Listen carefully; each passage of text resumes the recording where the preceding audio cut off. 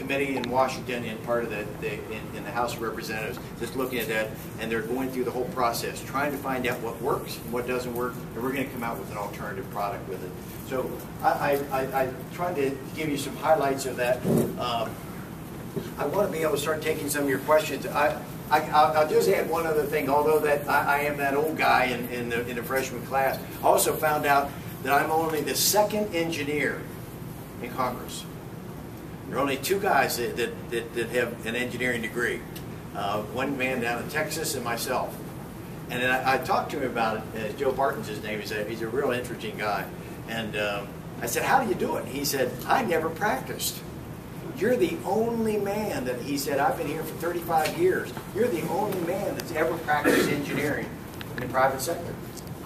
So I'm hoping some of that science, some of that background will come into play as we go along. It has been very helpful to me on a variety of issues. But let's see if we can, Mayor, if we can start with some questions with that. Yes. Not surprising. Some of the first three questions we're going to have are going to be dealing with Social Security. And I'm going to give you these cards, but I want everybody to hear the questions. They're all pretty much overlapping. One, the cost of living adjustment. This needs to include food and energy, heating oil, gas, electric, firewood. Food prices now are up 40%. And this year alone, seniors are hurting. The Social Security, yes. Social Security issue. I heard during the campaign, and I heard it prior to that we went 2 years without a cost of living increase, right? Okay. Another year. Okay. So what we did, the engineers, what we do is we hear the problem, we learn what the problem is, we come up with a solution, and we try to implement it. So what we've done here, we heard the problem, 2 years without a COLA. So I'm a sponsor of a bill to change the cost of living so that it reflects the cost for senior citizens. We're trying to work that bill out of the House. If we get it out of the House, then we'll work on the Senate. But right now, I'm trying to make an adjustment so the cost of living is more the cost that are reflective of what senior citizens are experiencing. This is August. That cost of living is figured every September. Coming close, isn't it? It says, what kind of help can you offer seniors caught in the donut hole? Well, where we're moving on that donut hole is that's one of the things that quite frankly makes some sense in the health care bill. We want to maintain that, but it's one of because it's closed. What we're going to do is close that. It is closing, and it should close. It's unfortunate that that gap was so large. I think it's 20, everything up to, well, you have a certain amount, and then it goes to 2,700. Then from 2,700 to 6,400 or 6,500, you have that gap. We've got to close that gap, so that people aren't experiencing those kinds of issues with it. So we're looking right now, there is a solution. We want to maintain, there are certain parts of the bill that we want to maintain. Okay, well how come Congress can't raise the income cap on income from $106,000 to about $200,000 or remove it entirely to stabilize Social Security? Well, they can. They can. That's a good question. That's one of the solutions is to raise the level up. Another one is to put means testing as a possibility for people on Social Security. Another one that we're looking at, and I'm a co-sponsor, it's one of two bills I've co-sponsored there with some other folks, is build a firewall. Just build a firewall. We talked about during the campaign, and I'm doing what I said I was going to. I said we're going to, and I've introduced one of the first bills introduced. So we built a firewall around whatever money goes into Social Security. It can't be used for anything but Social Security. Period. That's what the agreement we made when we paid into it. But yet the federal government has tapped into it and borrows it to spend for other things. So I've got two bills that'll do that. Protect it. According to the various authorities we talked to, if we can protect it, the amount of money that can come in will increase the life on Social Security for up to 20 years. If I don't have all the actuarial tables, but if that's accurate, we better do that block to protect it so that we don't have that loss. But just and equally as much as important is let's get our people working again. Okay, getting them to work. Putting more people, Americans, back to work, paying Social Security is going to do that. How are you? Okay, we'll get to that. We'll get to that. But the other thing is in protecting Social Security, and it's coming up, is this issue that the president's talking about now. I be careful. When we have what they want to have, I know it may sound pretty good, is a payroll tax moratorium. Anytime you say we're not going to have to pay tax, that always sounds pretty good. But the payroll tax is payments to Social Security. And so what they're talking about, we all know Social Security's got a problem. But the president is advocating, well, let's not put money into the Social Security fund. Folks, that is self-defeating. If we've got a problem with Social Security, what we need to do is put money into Social Security, not deprive it of a cash stream so that it has strength. And make sure they don't steal it from railroad retirement. Yeah, I hear you. And we're going to have a problem with Social Can't not deal from there. We're going to try to deal with this one. This is a two-part question. Okay. 18 separate studies by WVU researchers indicate that there is a correlation between mountaintop removal mining and increased incidence of birth defects, cancer, and other diseases. What are the next steps toward addressing this public health issue? That's an excellent question. Honestly, I don't have a good answer on it. I need to know more. I hear the studies. We've asked for them. We're looking at them. We're going to have public hearings on it in Washington. But quite frankly, in many respects, I think this is a state issue. I think each state needs to do it. I don't want the federal government saying, here's how every state's going to operate. I don't agree with that. I think that ought to be handled state by state to see what they want to do. I don't want Washington dictating how we're going to deal with every issue all across the country, any more than I want the state telling us how we're going to educate our children, the federal government, I'm sorry, the federal government. I want the federal government telling us how we're going to run our education systems, our healthcare systems, and our mining. I think that ought to be done on a state-by-state basis. However, I think we've got to hear this. If this issue is, if it's accurate as it may be, if it's based on science, I think we have to look at it. And then if it is a fact, then we'll have to look at it from that point. But right now, we don't have all this. All this has just come out in the last month. But I think it's an absolutely legitimate question to be raised.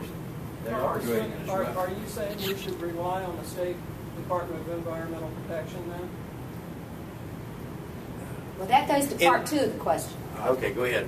Because part two says that the EPA is defunded, what recourse do residents have to protect their air and water from pollution by the extraction industries? And I would assume that Marcellus Shale is also in this. And surely you do not expect us to rely on the understaffed and underfunded West Virginia Department of Environmental Protection. On mountaintop mining, I haven't heard the DEP. We've asked them. They've been in our office. We've had some conversations with them. I was with Randy Huffman just last week, and we were talking about it then. We've not heard them say yet that they can't handle the issue. I know a lot of people think they can't, but they're saying they can.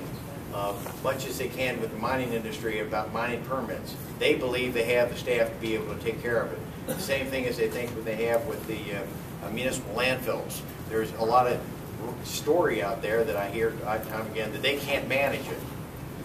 We've asked them, and we found across the country that the municipal landfill sites can be managed by the state municipal and environmental groups. So until it's proven otherwise, but if it is, then we're going to correct it.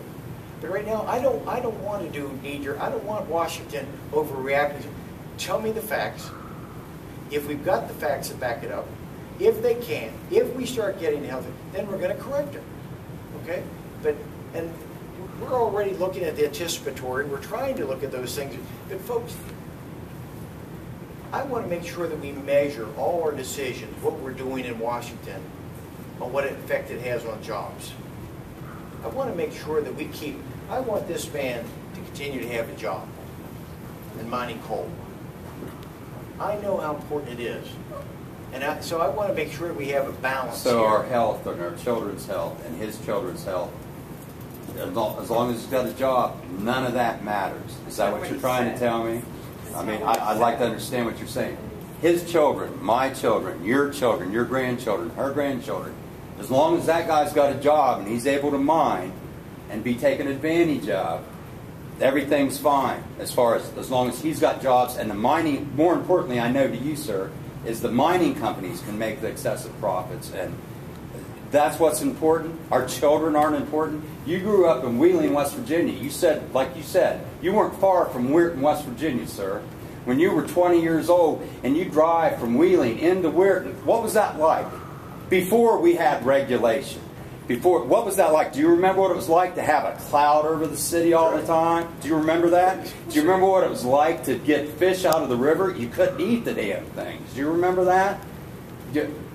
I understand what you're saying. I came here tonight because my son didn't believe. I very much appreciated you voting against the Ryan budget. It's a hell of a thing to vote against, but almost everything else that you voted for is consumer protections for us, environmental protections. This whole debate over the debt limit was a crazy, insane thing. You shouldn't have helped take advantage of our economic system. You can blame all this you want on the Democrats and the reason we have a debt right now. Tell me the reason we have a debt right now. Why do you think? I know the reason we have a debt. We didn't have a debt. Right now in 2009, we would have been debt-free. We would have owed $0, okay?